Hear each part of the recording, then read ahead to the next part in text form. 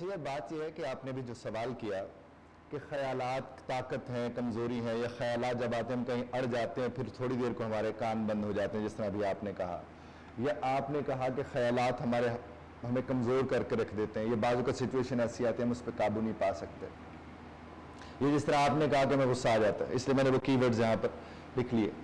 میں آپ سے ایک بات عرض کروں، خیال سے بڑی طاقت کوئی ہے ہی نہیں اس دنیا میں۔ آپ کبھی کسی بس میں سفر کرتے ہوئے دیکھیں، آپ بیٹھے ہوں اور ساتھ ہی آپ کو کوئی صاحب نظر آئے جنہوں نے اپنا گال ٹکایا ہوا سائڈ پہ بس کے اور مسکرا رہے ہیں، نہ وہ کسی سے بات کر رہے ہیں، نہ ان کو کوئی دیکھ رہا ہے، نہ وہ کسی کو دیکھ رہے ہیں، لیکن وہ مسکرا رہے ہیں۔ وہ مسکرا کس بنیاد پر رہے ہوں گے؟ وہ کہیں نہ کسی خیال کے ساتھ کنیکٹ ہوئے اور اس خیال کی وجہ سے انہوں نے مسکرانا شروع کر دیا۔ بالکل اسی طرح سے آپ نے دیکھا ہوگا کہ جب دو لوگ آپس میں بات کر رہے ہوتے ہیں اور آپ کو پتہ چلتا ہے کہ یہ اچانک الجھ پڑے ہیں، جس طرح آپ نے بھی غصے کی بات کی، اچانک غصہ آ جاتا، اچانک کبھی کسی کو غصہ نہیں آتا، غصے کے پیچھے پوری ٹریل چل رہی ہوتی ہے، پورا ایک چین چل رہی ہوتی ہے۔ اس لیے جب ہمارے پاس لوگ غصے کے ٹریٹمنٹ کے لیے آتے ہیں ہم انہیں بتاتے ہیں کہ ہم نے چین کو توڑنا کیسے ہے۔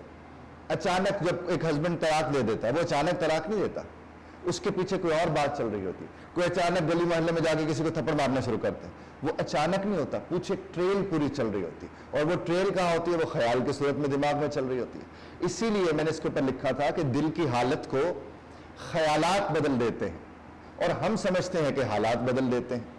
حالات نہیں بدلتے، خیالات بدلتے ہیں۔ آپ اچھا خیال رکھ کے اپنی پوری زندگی کو اچھا کر سکتے ہیں۔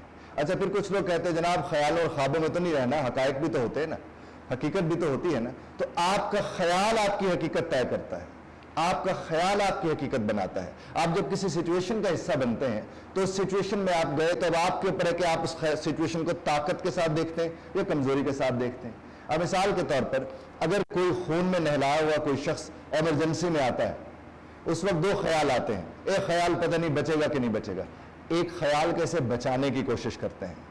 تو جو خیال آئے گا اسے بچانے کی کوشش والا وہ اس کی مدد کر سکے گا، اور اگر کوئی ایسا خیال آ جائے گا جو اس میں اس کو بچانے کی کوشش نہیں ہوگی تو پھر کیا ہوگا؟ وہ تو خود مدد کے لائق ہو جائے گا۔ اسی طرح موٹر سائیکل پر بیٹھتے ہیں اور آپ کے ذہن میں خیال آتا ہے یار میں موٹر سائیکل پر بیٹھ تو گیا ہوں، کہیں ایسا نہ ہو کہ کوئی حادثہ ہو جائے، کہیں ایسا نہ ہو کہ یہاں سے کوئی چیز آ جائے، تو یہ کیا ہے؟ یہ ہوا تو نہیں ہے خیال میں۔ اس لیے کوئی بھی چیز وہاں ہونے سے پہلے یہاں ہوتی ہے۔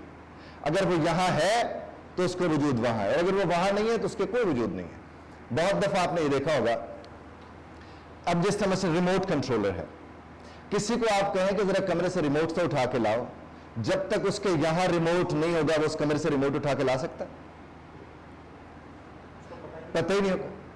اسی طرح سے اگر کسی سے کو آپ کہتے ہیں وہ ٹیشو پیپر کا ڈبہ ٹیبل پہ پڑا ہے وہ اٹھا کے لے آؤ، اگر اس کے یہاں پر ٹیشو پیپر کا ڈبہ اور ٹیبل نہیں ہے وہ تو پورے کمرے میں گھومتا رہے گا اور نہیں لے کر آئے گا۔ تو اس کا مطلب کچھ یہاں ہوتا ہے تو پھر وہ وہاں پر ہوتا ہے۔ تو آپ جب دیکھتے ہیں، یہی بات کمزوری ہے، خیالات کمزور بھی کرتے ہیں، خیال طاقت بھی دیتا ہے۔ اب آپ دیکھیے، آپ اپنے خیالوں میں بیٹھے ہیں، کوئی لاکھ آپ سے بات کری جائے، نتیجہ کیا نکلے گا؟ آپ تو کنیکٹڈ نہیں ہوں گے۔ تو آپ جب ڈسکنیکٹڈ ہوتے ہیں تو آپ جہاں ہوتے ہیں آپ وہاں نہیں ہوتے ہیں، اور جب آپ جہاں ہوتے ہیں آپ وہاں نہیں ہوتے ہیں تو پھر وہاں جو کچھ بھی ہو رہا ہوتا ہے وہ آپ کے لیے ضرور ہو رہا ہوتا ہے لیکن آپ کے لیے نہیں ہو رہا ہوتا۔ امید ہے میں نے آپ کے سوال کا جواب دیا ہوگا۔